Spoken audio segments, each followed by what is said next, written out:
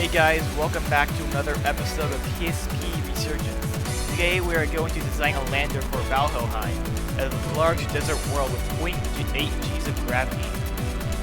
Its atmosphere is very thin, so it's going to be somewhat difficult to land on. It's just thin enough to aero brake, but it's going to be very tricky.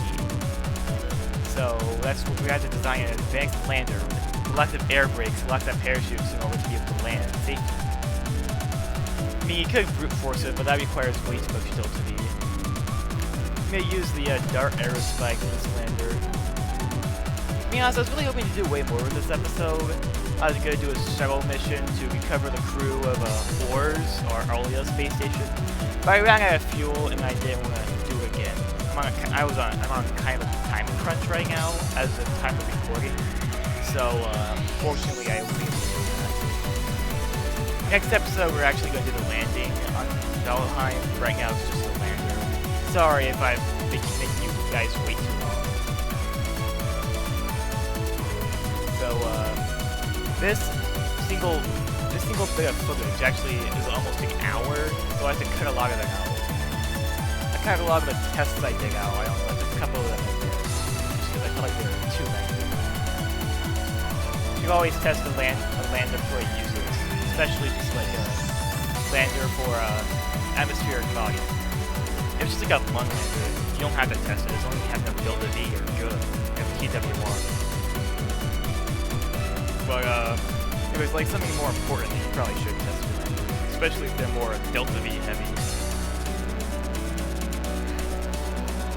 After this, I'm probably going to go drop. Before I do, I'm probably going to make a crop colony, because I can now send them huge rockets with methane just to refuel pathfinders, so I'm going to make a crop colony to do that for us.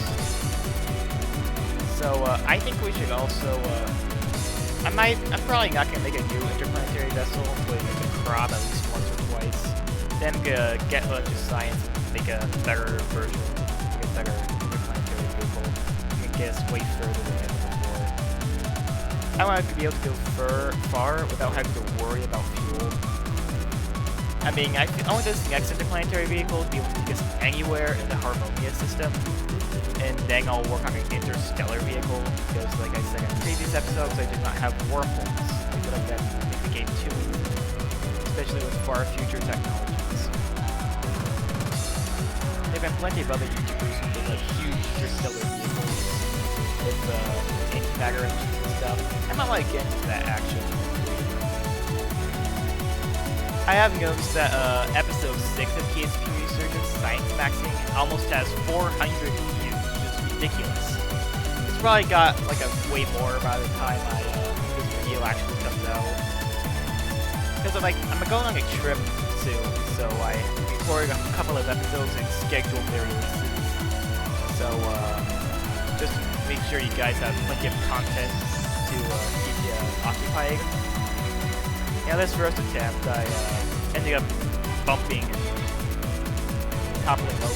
Surprised nothing exploded. I don't believe I have any cheeks turned on, because I never turned any of them on.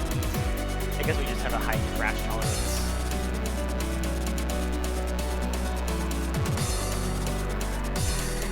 I really like the dart. I really like aerospikes. They just look super cool. It's just a shame there's only one stock Kerbal space program.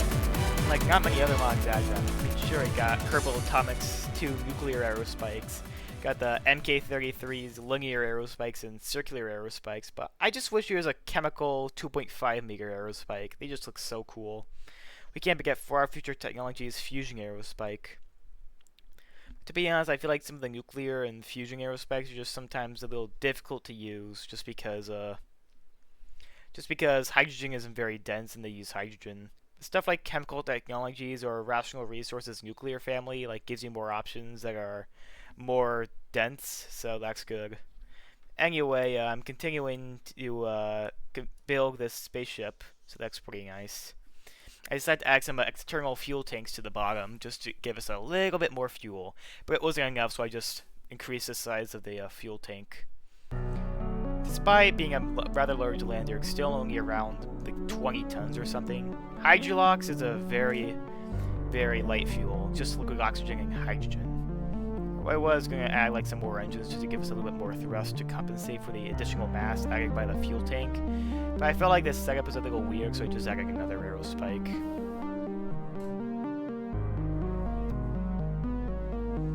Another thing I like about aerospikes is the plumes, because waterfall like looks really good with aerospikes.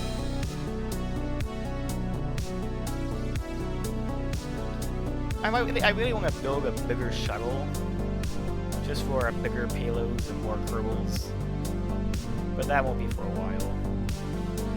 I also want to get some more science so I can make a better Destiny, because there's some problems with it, such as its limited range, its how hard it is to dock, just because it's somewhat unstable when docking, so I want to fix that. I also want to add a probe core just so I can send it up with Kerbals, so we can recover more Kerbals. So I believe this was the first successful test. So now we know this can land on Valheilheim and return to orbit with lots of fuel spare, so that's nice. The interplanetary vessel Pathfinder itself, actually not sure, it's untested, completely untested. That probably will. It has like 7,000 meters per second at delta V with the lander attached. I'm not gonna try doing aero capture. I mean, I might if I like absolutely have to, but things will probably explode. And Pathfinder does not have an escape pod of any kind, so you can't do any of that kind of stuff. Now it's time to send this lander up to Pathfinder, and finally send Pathfinder on its way to Valheilheim.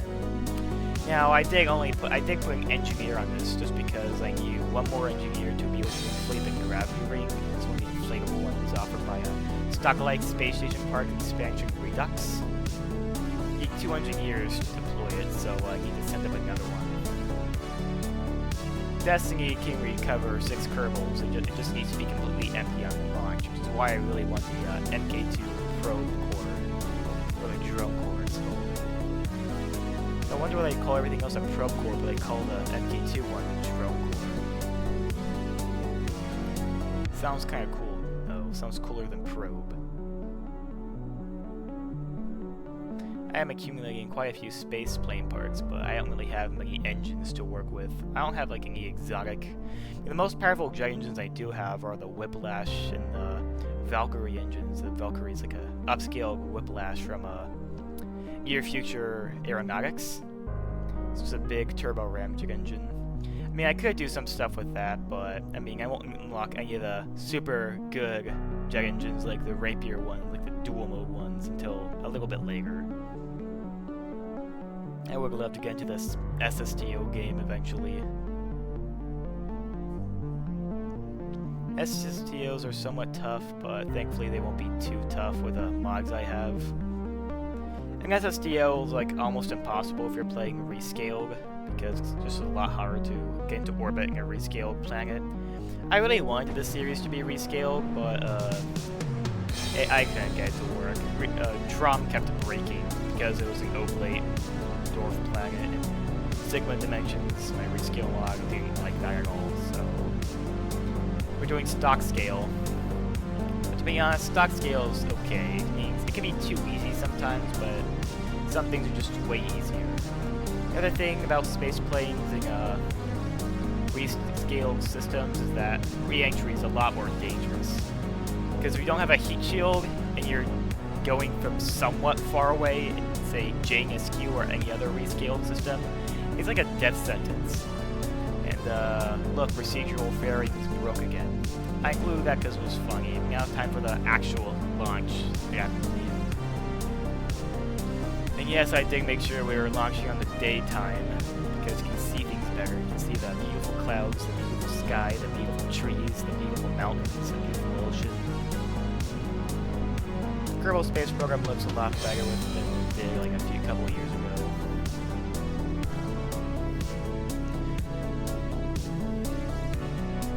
The only thing that kind of bothers me is that there aren't any mods for the Kerbals. I mean, you got like stuff like Texture Replacer that gives them new textures, but the Kerbals, they just look the same. Kerbal Space Program 2 had better looking Kerbals, but hopefully we can kind of get some of that action in KSP 1.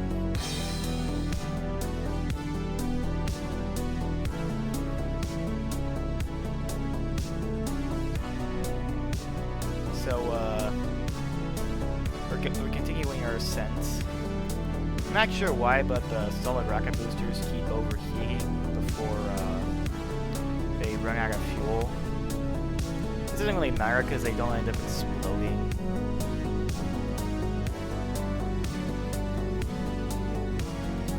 My main gripe about chemical technologies is that it makes the bipropellant RCS blocks from, say, near-future launch vehicles only run on hypergolic fuel. I mean, it makes sense having to ignite it every time you want to translate just a little bit would be annoying.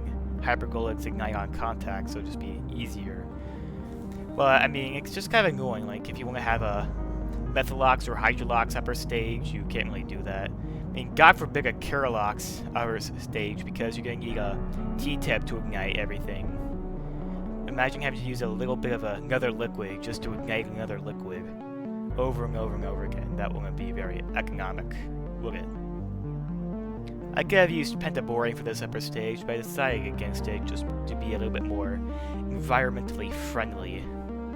I'm not sure what's more, if hydrazine is more toxic than pentaborane. I think pentaborane is more toxic, but I'll have to look that up. Solar panels are more effective at Valheilheim because it's closer to Harmonia, the star we're orbiting. In case you didn't know, this planet pack is called Celestial Harmony. It's supposed to be the sequel to Beyond Home. It's a really great mod.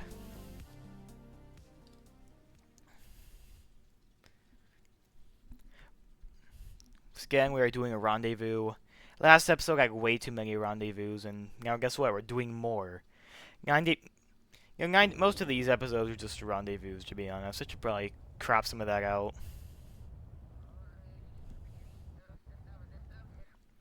Well, thankfully, next episode is going to be more interesting because we're going to have an interplanetary landing. Then we're going to do colonies. Then we're going to go further than ever before with more interplanetary landings, and then eventually interstellar.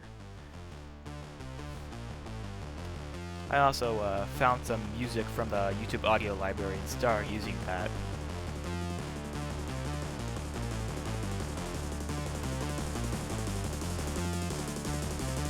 Things are going to get way more interesting in the near future. I mean, some of these places in Celestial Harmony I haven't visited yet because my previous playthrough that I did off camera, the furthest I ever went was prom, and then I decided to start making YouTube videos, so some of these things I'm kind of blind, so I have no experience landing in some of these planets. I do have experience landing on other mods though, such as JNSQ and the Kerbal system. I did play a little bit of Outer Planets mod, but I never beat it fully. I only landed on, like, Polta from Erlum. That was like a very old, extremely old playthrough back from the dinosaurs brought to the Earth.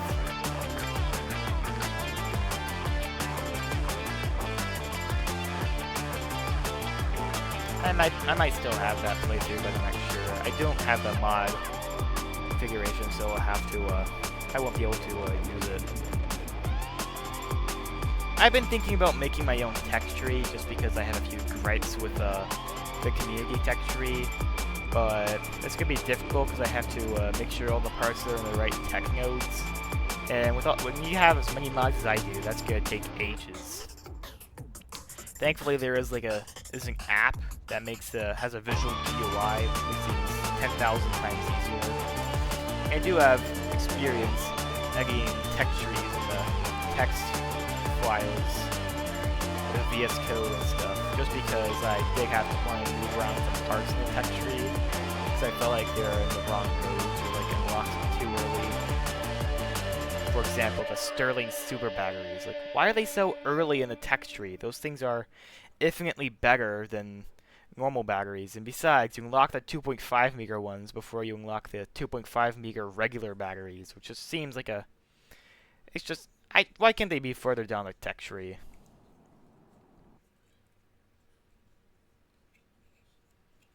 If you really want to be realistic, you can try a real battery, which is another mod.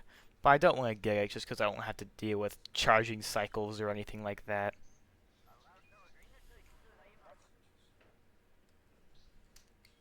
Though having batteries with different stacks sounds kind of cool.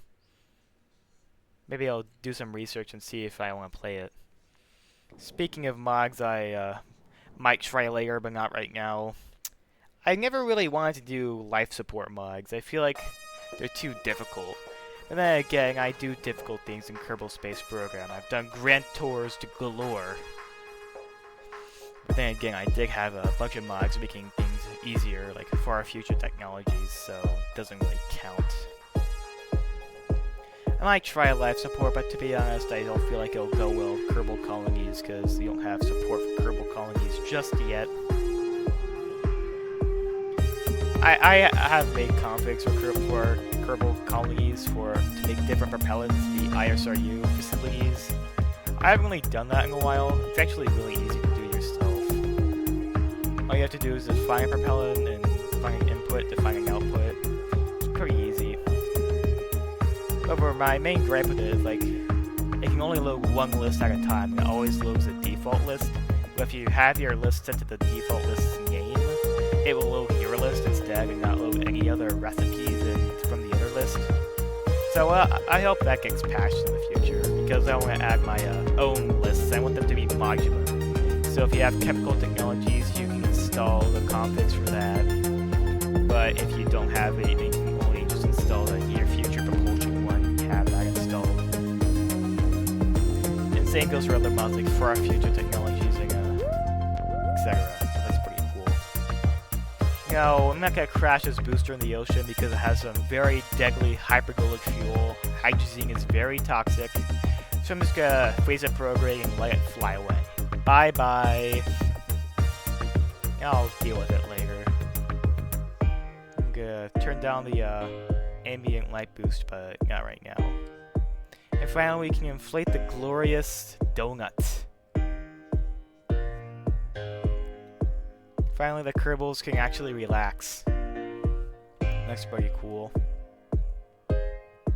I mean, I probably could get away with using life support mods just because I always try to build my interplanetary vehicles to be luxurious. I mean, life support will force me to do that, but I don't want to have to deal with stuff like half time and stuff because that'll be like really, really annoying. Especially when my Kerbals turn into tourists, like right before they go home. They end up dying because they can't deploy the parachutes. I'm like, come on, just deploy the parachutes, you can't die. And they're like, nope, I don't care. So, I don't know, maybe the mods don't do that.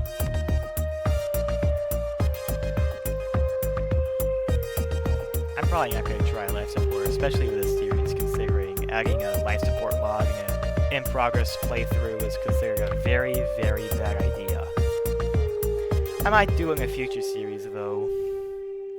What are your thoughts? Comment down below. And also, you should please give me mod suggestions. I'm always looking for mod suggestions. Unless, I mean, even if they break in-progress saves, please suggest them. I can add them in a future playthrough. Or I might do mod review videos later, but I just kind of want to focus on KSP Resurgence.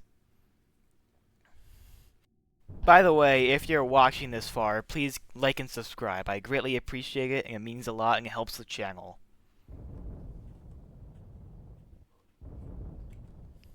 I've been doing a series of periapsis kicks just to get further and further away from Sanctar.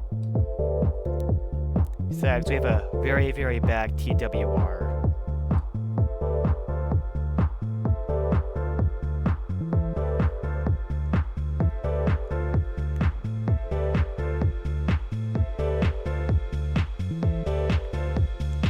This is another reminder, please join my Discord server.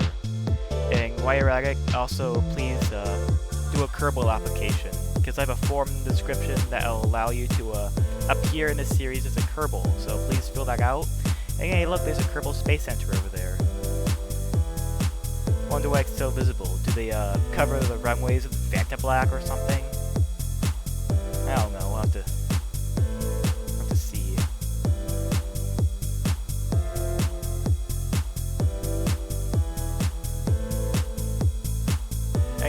almost done with our periapsis kicks, and soon we'll be in interplanetary space, where we can do lots of science and get lots of science points from our laboratory. And just like that, we are on an escape trajectory of Sanctar. Bye, Sanctar. See you in like 5 years or something. Probably more like 2 to be honest, but I never launch. I don't do transfer windows. Transfer windows are for noobs. Not really though, but it can be essential when you want to be as quick as possible. I would be able to transmit science, but I forgot to put antenna on this. Oh well, we'll still have the data in the lab to process later. I'll probably put an antenna on that when we return to Sanctar. I'll just like send a little thingy with like an antenna, attach it to the ship. It could get an engineer to do it, but we have plenty of docking ports, so we don't have to worry about that. Making sure I'm coming in the right direction, just so we're not in a retrograde orbit.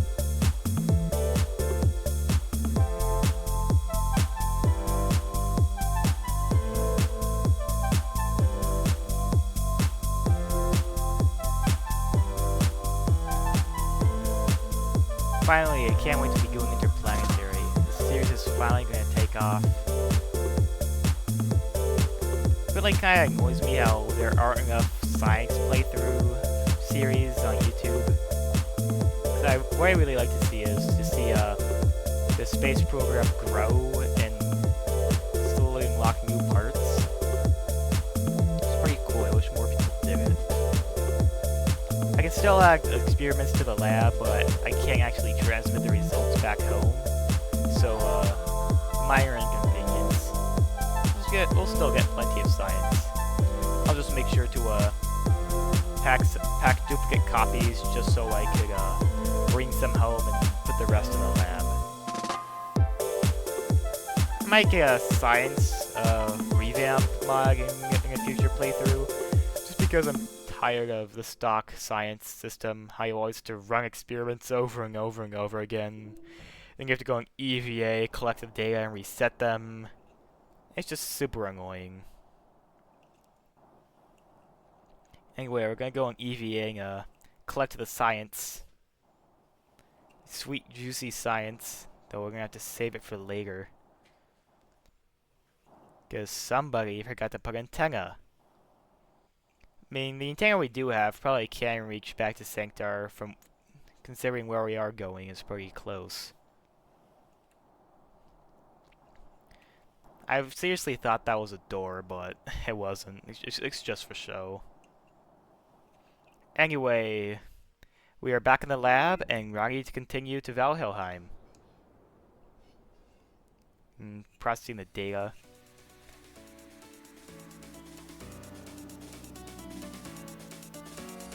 Anyway, that is going to be the end of this video. I hope you guys enjoyed, and I'll see you all later. Bye!